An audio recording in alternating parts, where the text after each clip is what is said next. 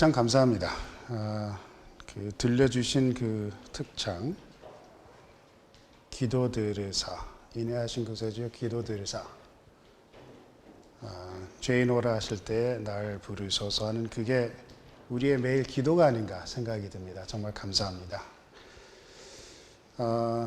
제가 여기에 이제 어린이 이야기 때 아이들이 나와서 이렇게 보니까 그 표정들을 보니까 다 좋아하는데 특별히 더 좋아하는 두 아이들이 있더라고요. 근데 그 아이들이 이제 우리 아일린 신 집사님의 두 자녀들, 굉장히 이렇게 초롱초롱한 눈으로 엄마를 쳐다보는데 아이들이 있는 교회는 참 축복받은 교회가 아닌가 생각이 듭니다. 그래서 몬트레 교회가 계속해서 그런 축복을 더 하나님께서 받으시는 그런 교회가 되기를 바랍니다.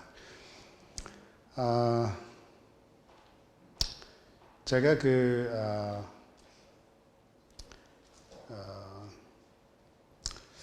저도 잘 몰랐는데 한 번은 어느 목사님이 오셔서 그분이 이제 합해서 일을 맡으신 분인데 파라다이스 한인 교회가 많이 모이면 한 30명 모입니다. 한 20명, 30명.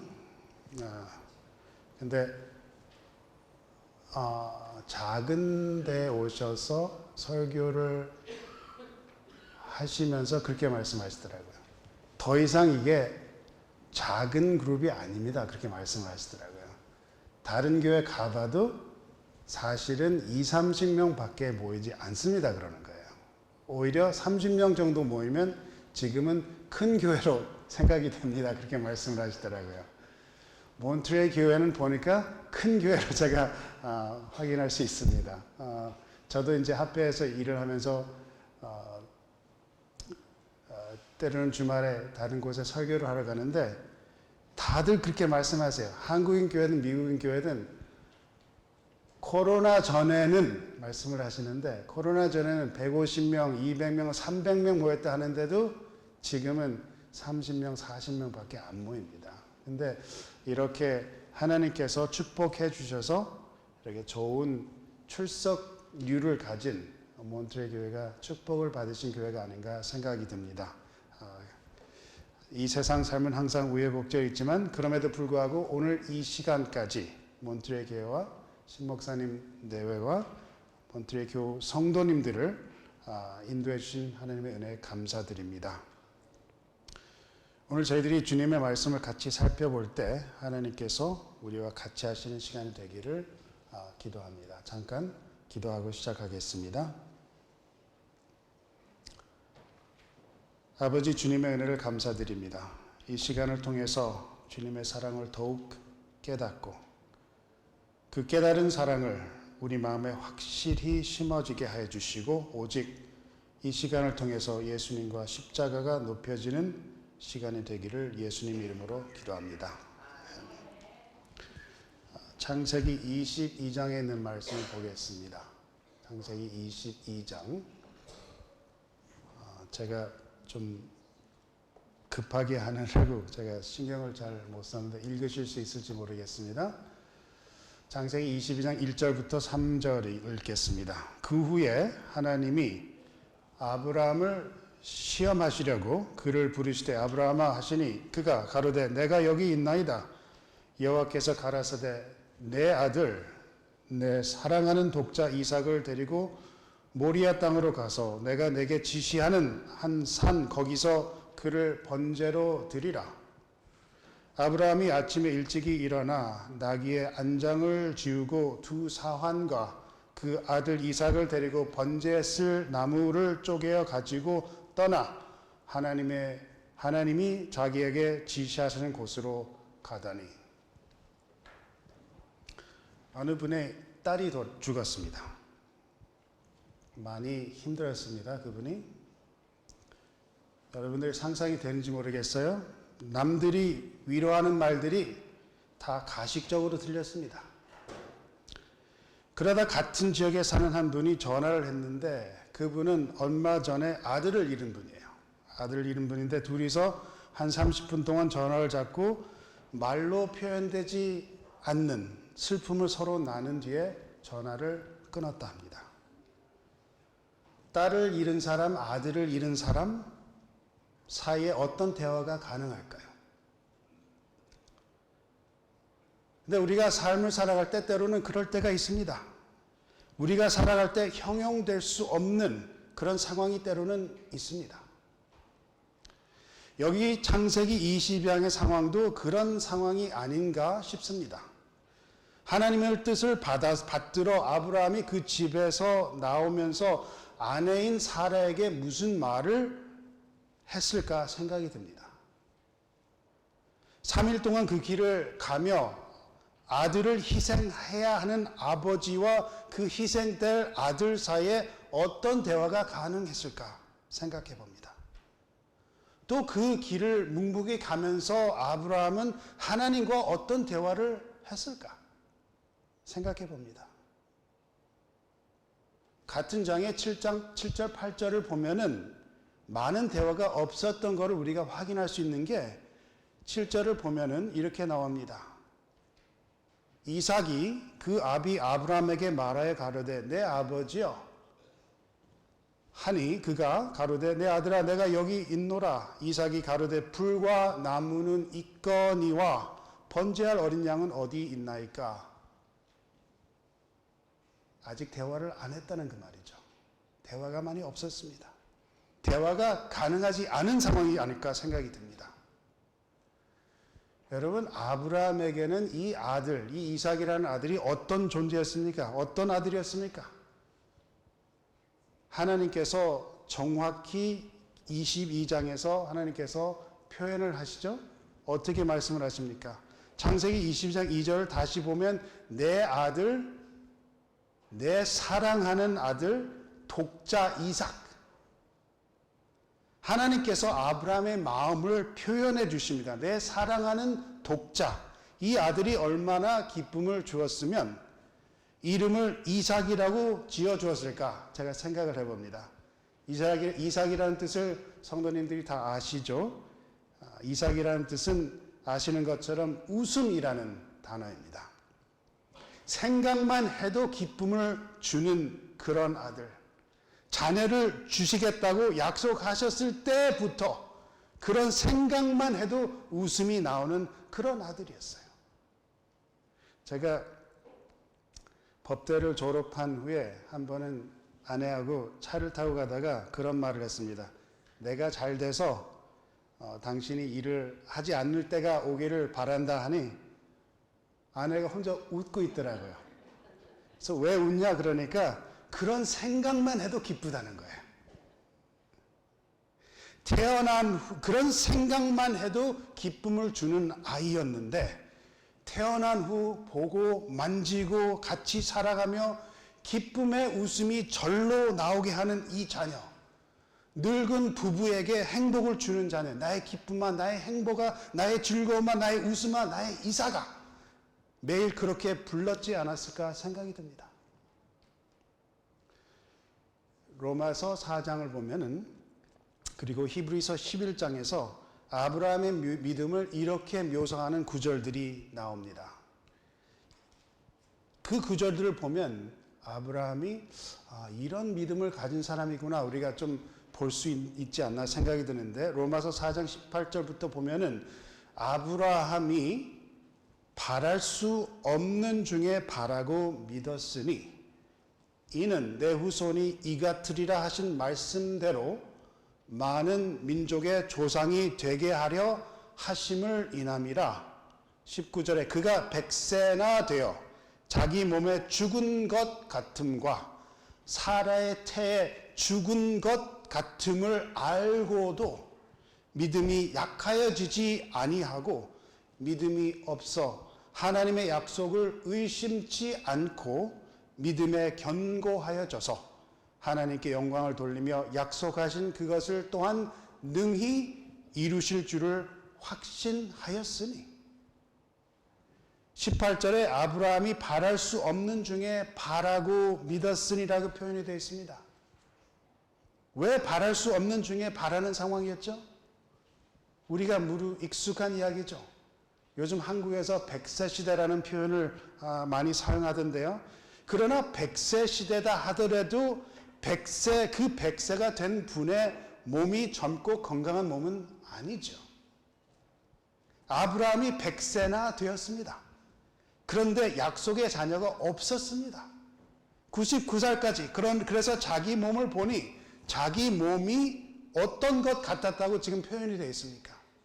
죽은 것 같았고, 자기 몸을 보니까 그렇고, 또 건너편에 앉은 아내 몸을 보니까 어때요? 자기 부인 사라를 보니까 사라의 태가 어떻게 해요? 죽은 것 같다. 그렇게 이야기합니다. 이걸 보고 느낀 겁니다. 그래서 바랄 수 없는 중에 바라고 하는 표현을 하지 않았나 생각이 듭니다. 그런데 성경이 어떻게 표현하고 있어요? 로마서 4장에 그러나 그런 바랄 수 없는 중에 어떻게 됐어요? 아브라함의 믿음이 연약해졌습니까?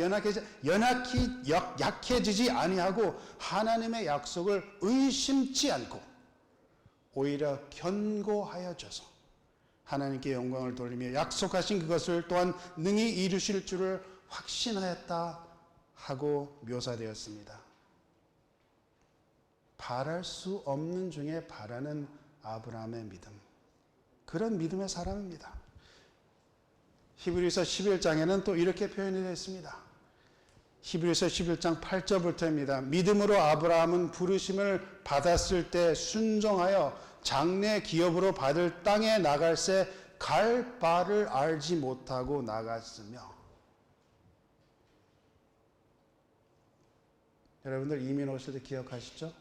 갈 바를 알면서도 왔어도 힘든 삶입니다. 그러나 믿음으로 갈 바를 알지 못하고 나갔으며 11절로 넘어가서 믿음으로 사라 자신도 나이 늙어 단산하였으나 잉태하는 힘을 얻었으니 이는 약속하신 이를 미쁘신 줄 알미라. 이러므로 어떤 사람이요? 죽은 자와 방불한 한 사람으로 말미암아 하늘의 허다한 별과 또 해변의 무수한 모래와 같이 많이 생육하였느니라.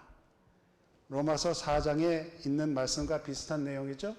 로마서 4장에서는 어떻게 나왔습니까? 죽은 것 같은 자기 몸과 또 죽은 것 같은 사라의 태라고 표현하면서 그러나 믿음이 약해지진 아니하였다 합니다. 히브리서 11장에서는 죽은 자와 방불하였지만 약속하신 이를 미쁘신 줄 알았다 합니다. 아브라함이 믿었던 것은 하나님이 자기와 하나님 사이에 약속하신 것을 꼭 지켜주시고 이루어 주실 것을 확신한 사람이었습니다. 그리고 그것도 이삭을 통해서 이루어 주실 것을 확신한 사람입니다. 이삭이 죽은 다음에 새로 주시겠다, 그걸 믿은 게 아니라 히브리서 11장을 17절부터 보면은 아브라함은 시험을 받을 때 믿음으로 이삭을 드렸으니 저는 약속을 받은 자로되 그 독생자를 드렸느니라. 18절에 보면은 저에게 이미 말씀하시기를 내 자손이라 칭할 자는 이삭으로 말미암음이라 하셨으니 저가 누가요? 아브라함이 하나님이 능히 죽은 자 가운데서 다시 살리실 줄로 생각한지라. 비유컨대 죽은 자 가운데서 도로 받은 것이니라. 약속의 아들, 내 자손이라 칭할 아들, 하나님의 약속의 자녀가 이삭임을 하나님께서 말미암아 믿고 설령 아들을 희생해서 바친다 해도 죽은 자 가운데서 다시 살리실 줄을 생각한지라. 이 아들을 죽이면 새로 아들을 주실 거라고 생각한 게 아니라 이 아들이 죽으면 다시 이스마엘을 집으로 받아들여야 하는가 그런 생각을 한 게 아니라 이 아들을 희생해도 하나님이 이 아들을 부활시켜 주실 거라고 생각했다는 말입니다. 그런 대단한 믿음이기에 아브라함이 이삭을 데려가면서 칼을 주저하지 않고 가지고 온 것입니다. 이런 대단한 믿음이기에 로마서 4장의 표현, 바랄 수 없는 중에 바라는 믿음이라는 표현이 적절한 표현이 아닌가 싶습니다. 대단한 믿음입니다. 성경도 인정하는 믿음입니다. 로마서 4장 16절을 보면 하단으로부터 보면은 아브라함은 하나님 앞에서 우리 모든 사람의 뭐라고요? 조상이라 기록된 바 내가 너를 많은 민족의 조상으로 세웠다 하신 것 같으니 그의 믿은 바 하나님은 죽은 자를 살리시며 없는 것을 있는 것 같이 부르시는 이시니라. 죽은 자를 살리시며 없는 것을 있는 것처럼 부르시는 이시라는 그런 믿음이 아브라함에게 있었기에 여기에서 대표적인 조상이 됐다는 것을 성경에서 이야기해주고 있는 것입니다. 이쯤에 제 자신에 대한 믿음을 생각해 봅니다. 제 삶에 대해서 모든 걸 아는 사람이 있다면 아마 제 아내인 것 같은데, 제 아내가 제 믿음을 묘사하면 어떤 믿음이라 할까 제가 생각해 봅니다. 정말 바랄 수 없는 중에 바라는 그런 믿음이라고 표현할까요? 저의 믿음은 그런 믿음은 아닌 것 같습니다. 아브라함과 저의 믿음을 비교해 볼 때 정말 모자라는 믿음이 아닌가 제가 생각을 해봅니다. 아브라함의 믿음, 바랄 수 없는 때 바라는 믿음, 모든 소망이 다 소멸된 것 같지만 그래도 소망을 간직하는 믿음, 모든 것이 죽은 것 같이 보여도 없는 것처럼 보여도 그러나 부르시는 이시고 있게 만들어주시고 죽은 자와 방불하여도 그런 사람을 통해 약속을 지키시는 미쁘신 하나님이라고 믿는 그 믿음, 본받을 만한 믿음이 아닌가요?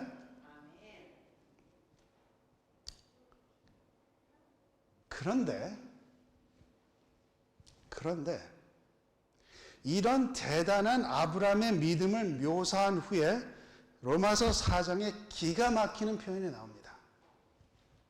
로마서 4장에 기가 막힌 표현이 나오는데 4장 22절입니다. 그러므로 이것을 저에게 의로 여기셨느니라. 여러분 이 문장을 좀 생각해 보시기 바랍니다. 그러므로 이것을 저에게 의로 여기셨느니라. 이 문장이 우리에게 어떤 의미를 전달해 줍니까? 이런 아브라함의 믿음이, 이런 대단한 믿음이 부족한 믿음이라고 우리에게 이야기해 주고 있습니다. 이런 아브라함과 같은 믿음이 의의 믿음이 아니기에 그러므로 이것이 아브라함의 의였다가 아니라 이런 아브라함의 믿음을 의로 여기셨느니라. 이런 믿음이라 할지라도 진정한 의의 믿음이 아니라 그냥 하나님께서 의로 쳐주셨다. 의의 믿음이 아니지만 그렇게 그냥 받아주시기로 하셨다라는 표현입니다. 한편으로 보면은 용기가 완전히 꺾이는 표현이 아닌가 싶습니다. 이런 대단한 믿음을 가진 아브라함의 믿음이 의가 아니면 우리의 믿음, 정말 모자라는 우리가 가능성이 있을까요? 왜 아브라함의 믿음이 의롭지 못했을까요? 오늘 아침에 살펴본 여러 군데에 그 아브라함의 믿음을 아름답게 묘사하는 구절을 보면은 정말 본받을 만한 믿음이라 생각되는데, 그러나 사실 우리가 아브라함의 생애를 통해서 보면 그 사람도 연약한 인간이었습니다. 우리가 이미 아브라함의 그런 면을 알고 있습니다. 흠이 있는 사람이었습니다. 거짓말도 하고 속이려도 하고 자기 뜻대로 하고 자기 아내를 남에게 넘겨주고 2번이나 이스마엘을 낳아 그 후세들 사이에 엄청난 문제를 파장을 일으킨 사람입니다. 흠이 많은 사람입니다. 어쩌면 통틀어서 보면 그를 의롭다 할 수 없는 사람이 아닌가 생각이 듭니다.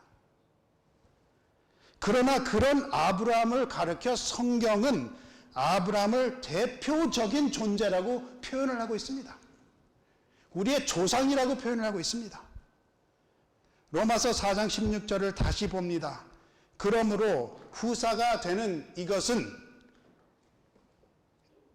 이것이 은혜에 속하기 위하여 믿음으로 되나니 이는 그 약속을 그 모든 후손에게 굳게 하려 하심이라. 율법에 속한 자에게뿐 아니라 아브라함의 믿음에 속한 자에게도니 아브라함은 하나님 앞에서 우리 모든 사람의 조상이라. 성경에서는 아브라함이 믿음의 조상이라고 지정합니다. 그러나 그 지정된 그 사람이 의로운 사람이 아니다라고 말해 준 거예요. 그 사람이 의로워서가 아니라 하나님이 의롭게 쳐주셨다 이야기해 주고 있는 것입니다.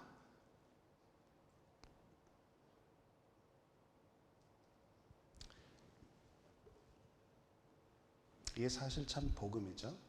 로마서 4장 23절을 보겠습니다. 23절부터 24절. 저에게 의로 여기셨다 기록된 것은 아브라함만 위한 것이다. 그랬습니까? 위한 것이 아니다. 그죠? 아니요. 위한 것이 아니요. 아브라함만 위한 것이 아니요. 의로 여기심을 받을 우리도 위함이니 곧 예수 우리 주를 죽은 자 가운데서 살리신 이를 믿는 자니라. 대단하지 않습니까, 여러분? 우리의 믿음도 의로 여겨주신다고 기록되어 있는 것입니다. 우리의 모자란 믿음, 미숙한 믿음, 정말 흠이 많은 우리 삶, 하나님께서 의로 쳐주신다 우리에게 말씀해주고 계시는 것입니다. 성도님, 아브라함이 믿음이 조상이 된 걸 저는 참 감사하게 생각합니다. 그런 연약한 인간이 의롭다 여김을 받은 것이 감사하다는 것입니다. 그 말은 틈이 많고 실수투성인 우리라 할지라도 우리도 의롭게 여겨주신다는 말 여기 분명히 적혀져 있는 것입니다. 왜 하나님이 그러십니까? 왜 우리도 의롭다 하십니까? 우리가 잘 믿어서 그렇습니까? 우리가 잘 순종해서 그렇습니까? 로마서 5장 9절을 보겠습니다. 로마서 5장 9절에는 그러면 이제 우리가 그 피를 인하여 의롭다 하심을 얻었은 즉 더욱 그로 말미암아 진노하심에서 구원을 얻을 것이니. 우리가 의롭다 하심을 어떻게 얻었다고요? 잘 믿어서가 아니라, 잘 순종해서가 아니라, 우리가 무엇을 잘해서 잘못해서가 아니라, 우리에게 달려있는 게 전혀 아니라 오직 예수님의 피로 인하여, 예수님의 피로서만 우리가 의롭다함을 얻었다는 것입니다. 아담과 하와가 잘 뉘우쳐서 회개해서 잘해서 극복해서 하나님께서 동산에 가서 그들을 만난 것이 아니라, 노아가 온전해서 방주의 구원을 받은 것이 아니라, 모세가 완벽해서 택함을 받은 것이 아니라, 욥이 정말 의로워서 하나님께서 내세우신 것이 아니고, 다윗이 죄 없어서 계속해서 왕이 된 게 아니라, 이스라엘 백성들이 흠이 없어서 대속죄일날 구원을 받은 것이 아니라, 모두에게 흠이 있었고 모두에게 자격이 없었지만 하나님께서 그런 자들과 또한 우리를 의롭다 하시면 단 한 가지 이유, 십자가를 통해서, 예수님을 통해, 죽음을 통해서 그의 피로써 우리가 의롭다 하심을 얻었다는 것입니다. 이것이 하나님께서 주신 우리 복음인 것입니다. 만약에 정말 제가 무엇을 이루어야 의로움을 얻는다면 사실 그게 바로 바랄 수 없는 바람의 소망이 아닌가. 소망 없는 소망이 되면 전혀 가능성 없는 신앙생활이 되지 않을까 생각이 듭니다. 그러므로 그런 결핍 있는 아브라함의 믿음을 의롭다 여겨주시면 참 감사한 일이고, 또한 결함이 많은 우리도 주님의 피로 의롭다 여겨주시면 정말 감사한 일입니다. 근데 로마서를 보면은 이 바로 이제 넘어가 10절인데 하나님께서 언제 우리를 의롭다 여겨주신다고 그러신지 기억하세요? 로마서 5장 10절에 곧 우리가 언제요? 원수 되었을 때. 원수 되었을 때. 화목하지도 않은 상태에서 우리가 원수 되었을 때 그의 아들의 죽으심으로 말미암아 하나님으로 더불어 화목되었은즉 화목된 자로서는 더욱 그의 살으심을 인하여 구원을 얻을 것이니라. 그리스도인들이 구원이 주님의 은혜라는 것을 알면서도 수시로 우리가 무엇을 해야 구원을 얻는가 하는 질문을 하면서 끊임없이 우리 스스로의 의를 챙기려고 합니다. 사실 가능하지도 않은데도 깨끗해질 수도 없는데도 할 수 없는데도 우리 스스로의 의를 챙기려고 합니다. 그러면서 우리의 망가진 의를 주님께 바치려 하고 우리 흠집이 많은 의를 주님께 바치려 하면서 그렇게 해서 우리의 구원을 얻으려고 하는 때가 참 많이 있어요. 어떻게 하면 구원을 얻을까 하는 그리스도의 끊임없는 질문에 하나님은 로마서 5장 10절에 뭐라고 말씀하십니까? 우리가 원수 되었을 때, 하나님과 정반대에 있을 때 그 아들의 죽으심으로 말미암아 하나님으로 더불어 화목되었은즉 화목된 자로서는 더욱 그의 살으심을 인하여 구원을 얻을 것이니라. 10절을 보면 우리가 먼저 화목해서 우리가 스스로 먼저 화목을 만들어서 구원을 얻는 것이 아니라 10절에 이 화목이라는 단어를 기록했을 때는 바울은 어떻게 해요? 수동적인 표현을 했습니다. 화목되었은즉 화목된 자로서 화목한 자로서가 아니라 화목받은 자로 수동태입니다. 화목함을 우리에게 어떻게 해요? 주셨다는 것입니다. 우리가 원수 되었을 때 이미 화목된 것을 주셨다는 것입니다. 선물이고 은혜라는 것입니다. 믿음으로 말미암는 의는 우리의 의가 아니라 우리가 만드는 것이 아니라 우리가 이루는 것이 아니라 하나님께서 은혜로 주시는 선물로 주신 하나님의 의라는 것을 바울이 거듭 이야기하고 있는 것입니다.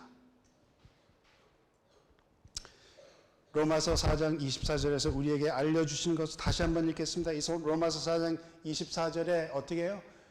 여기심을 받은 우리도 그런 여기심을 받은 우리도 위함이니 곧 예수 우리 주를 죽은 자 가운데서 살리신 이를 믿는 자니라.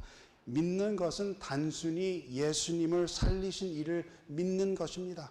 예수님을 살리신 자 아버지 하나님을 믿는 것입니다. 아버지께서 아들을 주시고 내어주시고 그 아들의 죽음과 우리의 죽음과 맞받고 아들 대신 우리를 받아주시고 아들의 생명을 우리에게 주신다는 것을 믿는 것입니다. 그 자격밖에 필요한 것이 없다 하는 것입니다. 다시 로마서 10장에 가면 이런 선물을 언제 주셨다고요? 우리가 스스로 의로워서 하나님께 나아가니까 주셨다고 했습니까?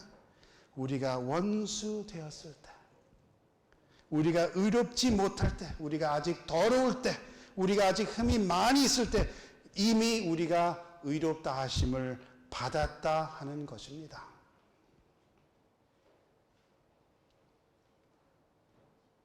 여러분들 이 말씀이 여러분 삶에 적용된다고 믿으십니까? 저는 이 말씀이 우리 삶에 매일 적용돼야 된다고 믿습니다. 그러지 않으면 정말 그리스도인 삶은 힘들고 어려운 짐이 되는 삶이 아닌가 생각이 들어요. 선물로 이거를 제대로 이해하지 못하면 그리스도인 삶이 기쁨의 삶이 아니라 오히려 짐되는 삶이 아닌가 생각이 들어요. 아, 내가 이렇게 믿음이 오래됐는데 아직도 이런 삶을 사나 하면서 선물로 은혜로 주신 것을 이해를 못하면 아침 저녁의 삶이 그리스도의 삶이 오히려 짐이 된다는 것입니다. 하나님의 승인을 받으려 바둥거리는 우리 그리스도인 삶이 짐이 되어버리는 것입니다. 그러나 성경은 우리에게 그렇게 말하지 않고, 성경은 오히려 우리가 죄인일 때, 우리가 아직 하나님을 반대할 때, 우리가 하나님과 원수일 때 이미 화목됨을 받았다라고 하고 있는데, 이 말씀을 꼭 믿으시기 바랍니다. 아침 저녁마다 확인하시기 바랍니다. 로마서 5장 1절에 있는 말씀 봅니다. 로마서 5장 1절에 그러므로 우리가 의롭다 하심을 얻었은즉, 다시 수동태죠. 얻었은즉 우리 주 예수 그리스도로 말미암아 하나님으로 더불어 화평을 누리자. 예수님께서 약속해 주신 세상이 줄 수 없는 평화를 누리자. 하나님의 또한 그로 말미암아 우리가 믿음으로 서 있는 이 은혜에 들어감을 얻었으며, 우리가 지금 어디 안에 서 있다고요? 은혜 안에 있다는 것입니다. 하나님의 영광을 바라고 즐거워하느니라. 아침마다 로마서 5장에 있는 말씀을 보시면서 우리의 믿음을 확인하시면서, 우리의 구원을 확인하시면서 하나님의 영광을 바라며 즐거워하시는 그리스도인 되시길 간절히 바랍니다. 이미 우리를 의롭다 하신 것을 마음속 깊이 깨닫게 되면 하나님과 더불어 화평을 누리며 하나님의 은혜에 들어감을 얻으며 하나님의 영광을 바라고 즐거워한다는 것입니다. 즉 우리 신앙생활이 짐이 되는 것보다 왜 이렇게 못하나 그런 생각을 떠나서 하나님께서 오늘도 나를 구원해 주셨구나 하는 그 기쁨으로 들어가서 하나님의 영광을 바라고 즐거워할 수 있다는 것입니다. 신앙생활이 힘들고 어려운 것이 아니라 하나님의 선물로서, 하나님의 은사로 주시는 하나님의 은혜로 들어감을 얻었다는 것을 정말 확신하면 우리 신앙생활에 즐거움이 있을 수 있다는 것입니다. 로마서 5장 3절을 계속해서 봅니다. 이런 기쁨으로 살아갈 때 어떤 일이 일어나면 다만 이뿐 아니라 우리가 환난 중에도 즐거워하나니 이는 환난은 인내를, 인내는 연단은, 연단은 소망을 이루는 줄을 알미로다. 그리고 5절에 참 우리에게 좋은 말씀이 나옵니다. 소망이 부끄럽게 하지 않으면, 우리가 하나님에 대한 이 소망을 간직하고 매일 살아가면 우리를 부끄럽게 하지 아니하면 우리에게 주신 성령으로 말미암아 하나님의 사랑이 우리 마음에 부은 바 됨이니, 이런 기쁨을 맛보며 하나님의 영광을 바라고 즐거워하며 우리에게 주신 성령을 받아들이면 하나님의 사랑이 우리 마음에 부은 바 된다는 것입니다. 우리 삶에서 하나님의 사랑이 부은 바 되면 우리가 어떻게 될까요? 우리가 바로 그때 성화된다는 것입니다. 즉 우리가 예수님의 피로써 주시는 구원의 은혜를 정말 진정 받아들이면 그 기쁨을 통해서 우리 마음에 하나님의 사랑이 부어지며, 그렇게 되면 우리 삶이 바뀌어진다는 것입니다. 매일 아침, 엘렌 화이트 뭐라고 그랬어요? 매일 아침 예수 그리스도의 십자가를 명상하라 그랬습니다. 그 명상하는 그 시간을 통해서 주님께서 주시는 그 은혜로 주시는 구원을 받아들이면서 그 기쁨을 통해서 우리 마음에 하나님의 사랑이 부어지면 우리가 성화되는 삶을 살 수 있다는 것입니다. 구원은 하나님의 선물입니다. 우리가 잘해서가 아니라 잘못해서가 아니라 구원은 절대적으로 하나님께서 우리에게 선물로 주신다는 것입니다.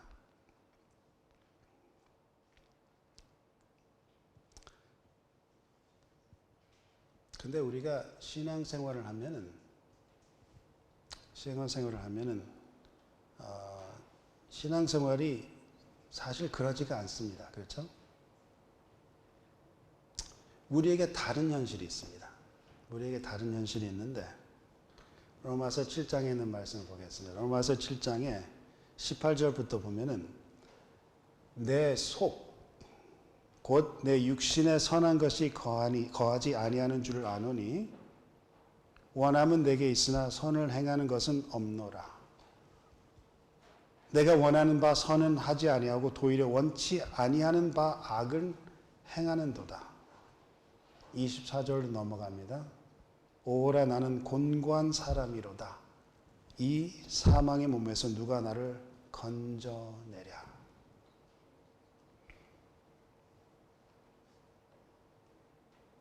신학자들이 이게 바울이 회심한 전이냐 후냐 그런 이야기를 많이 하는데 오늘 그걸 떠나서 저는 5장을 6장을 지난 5장에서 하나님께서 구원해주고 6장에서 우리가 침례를 받은 그런 삶을 산 것을 바울이 이야기를 합니다. 그래서 7장에 넘어왔어요.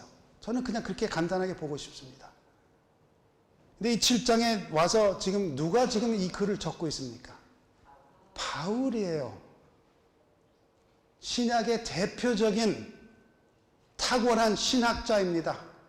하나님의 사랑을 정말 잘 이해한 바울이 대표적인 인물로 선교사인 바울이 정말 하나님 앞에서 많은 것을 이룬 바울이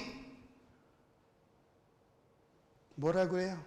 오라 나는 곤고한 사람이로다. 우리가 주님의 은혜를 충분히 받은 후에도 우리 안에 둘 다 있다는 것을 바울이 이야기를 합니다. 우리가 하나님의 영광을 바라는 즐거움이 있으나 반면에 우리가 원치 않는 바 악을 행하는 것이 있다고 이야기합니다.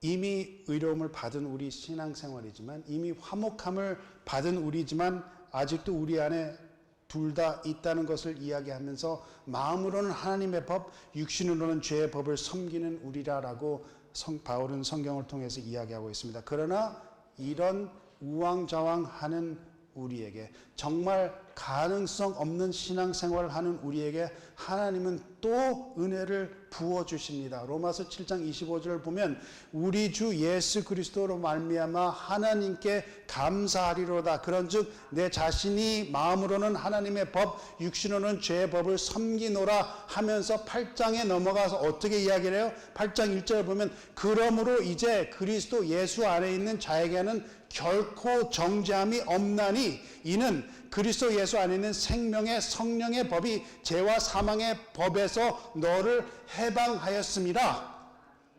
우리 안에 마음으로 하나님의 법, 육신으로는 죄의 법을 섬기는 양면이 우리 안에 있지만 우리는 우왕좌왕하고 있지만 아직도 영과 육의 싸움에 우리가 지금 한참 실갱이하고 있지만 그런 실수를 계속할지라도 우리가 계속해서 예수 그리스도 안에 머물기만 하면 우리를 결코 정죄하지 아니하시겠다고 우리에게 약속해 주시는 것입니다. 오히려 어떻게 하신다고요? 오히려 그리스도 예수 안에 있는 생명의 성령의 법이 죄와 사망의 법에서 우리를 해방하신다라고 이야기하시는 것입니다. 더 이상 죄책감에 쌓여서 사는 믿음의 생활을 하지 말라 하시는 것입니다. 하루는 아들이 3살 정도 되었을 때 그때 이제 제 아내가 학교를 다니고 있었고 저는 주말에 목회를 하면서 제 파트타임으로 목회를 하면서 주중에는 밤에 이제 전화로 통역관으로 제가 일하다 있는데 밤일을 하면 때로는 제가 그때 젊었지만 밤일을 해서 아이를 이제 낮에 보다 보면 좀 졸릴 때가 있어요. 그래서 제가 깨보니까 누워서 이렇게 자고 있대. 저는 앉아있는 줄 알았는데 누워서 자고 있더라고요. 소파에서. 근데 깜빡해서 이제 하고 낮잠을 자고 있는데 이 아들이 아빠가 같이 안 놀아주니까 혼자서 뭘 하다가 갑자기 저를 봐서 깨웠어요. 눈을 떠서 보니까 아들이 얼굴을 딱 제 얼굴 앞에 댔는데 아들 얼굴에서 피가 막 흐르는 겁니다. 그래서 제가 놀래가지고 아마 목소리가 좀 크게 높게 올라가서 아들아 어떻게 된 거야 하니까 아들이 저를 잘못했다고 야단하는 줄 착각하고 울기 시작하는 거예요. 울기 시작하더라고요. 그래서 그 아이가 그런 실수를 한 뒤에 제가 제 아들과 관계를 끊었습니다. 평생 상종하지 않았습니다. 말이 되나요? 정말 그랬을까요? 아니죠. 그 삐를 닦아주고 아픈 곳에 약을 바르고 피를 지혈하게 하고 지혈시켜주고 아픈 곳을 감싸주었습니다. 로마서 8장에는 성경은 우리에게 이렇게 이야기하고 있습니다. 무릇 하나님의 영으로 인도함을 받은 그들은 곧 하나님의 아들이라. 너희는 다시 무서워하는 종의 영을 받지 아니하였고 양자의 영을 받았으므로 아바 아버지라 부르짖느니라. 17절로 넘어가서 자녀이면 또한 후사요. 후사 곧 하나님의 후사요.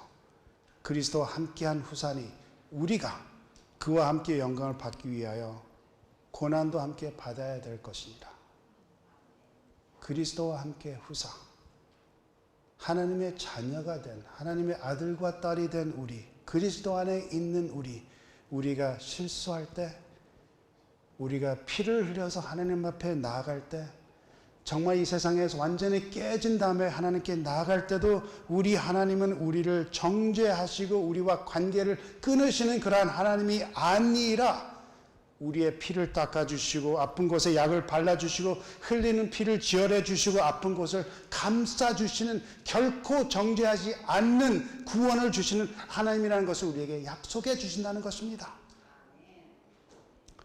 그래서 바울은 8장에 이런 선언을 합니다. 우리가 무르 익숙한 8장 35절부터이죠. 그러므로 누가 우리를 그리스도의 사랑에서 끊으리요 환난이냐 곤고냐 핍박이나 기근이냐 적신이나 죽음이나 칼이랴. 기록된 바 우리가 종일 주를 위하여 죽임을 당케 되며 도살할 양같이 여김을 받았나이다 함과 같으냐. 정말 우리가 힘든 삶을 살아가야 된단 말이에요.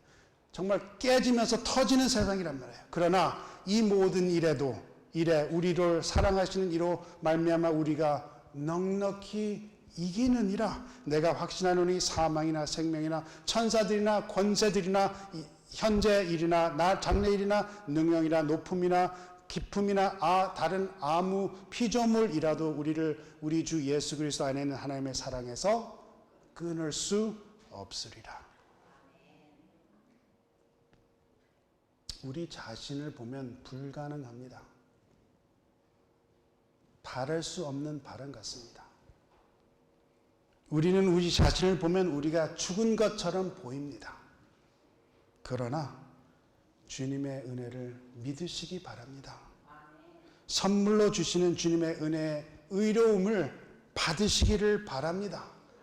주는 미쁘시고 의로우신 분이신 것을 믿고 바랄 수 없는 바람이 아니라 이미 우리에게 은사로 선물로 주신 예수님의 죽음을 우리 삶에 우리 마음에 진정 받아들이시기를 바랍니다. 매일 아침에 받아들이신 후에 우리 안에 영과 육의 싸움이 있어도 우리를 결코 정죄하지 않으시는, 우리를 해방해 주시는 하나님의 영을 매일 택하시면서 받아들이면서 살아가시기를 바랍니다. 그리하여 매일 그리스도 안에서 발견되시며 우리가 믿음 안에 믿음으로 서 있는 은혜에 들어감에 있다는 것을, 얻었다는 것을 확신하시며 하나님의 영광을 바라보시며 매일 주님 안에서 즐거운 믿음으로 살아가시는 저와 성도님 되시기를 간절히 바랍니다. 1939년 9월 3일 영국이 제2차 세계대전 참전을 결정한 날, 프로이트 박사의 서재에 루이스 교수가 방문합니다. 정신분석학의 창시자 지그문트 프로이트, 당대 유명한 기독교 사상가 C.S. 루이스. 전쟁의 그림자가 덮쳐오는 와중에도 종교와 인간, 고통과 삶의 의미 등을 놓고 치열하게 논쟁하는 두 사람.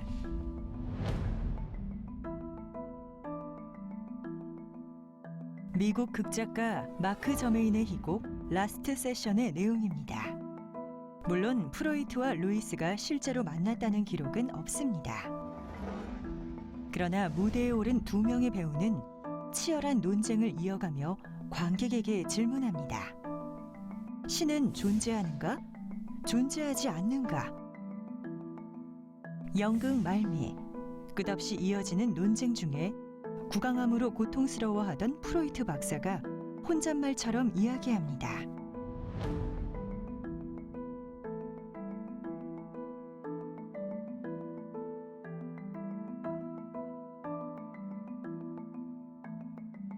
루이스의 말대로 신이 존재한다면 힘들게 논쟁할 필요 없이 신을 보여주면 되는데, 자신의 말대로 신이 존재하지 않는다면 과학적으로 증명할 길이 없으니 난감하다는 말입니다. 연극뿐만 아니라 현실 여기저기서 창조와 진화를 주제로 한 논쟁이 벌어집니다.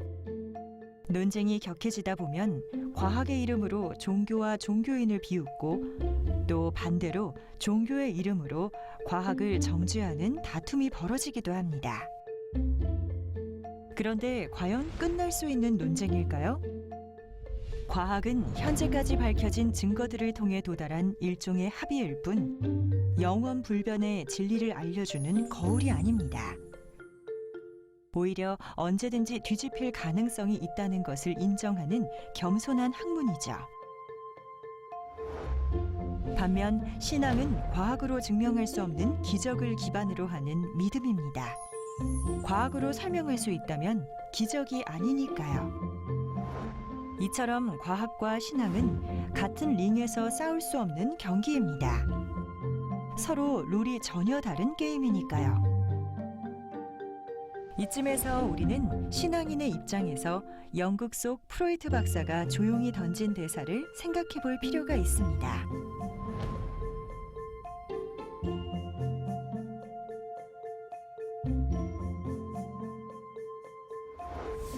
매일의 생활 속에서 신의 얼굴을 보여주는 종교인의 삶. 그것이야말로 21세기 과학사회에서 신앙인이 외칠 수 있는 가장 큰 종교 논증 아닐까요?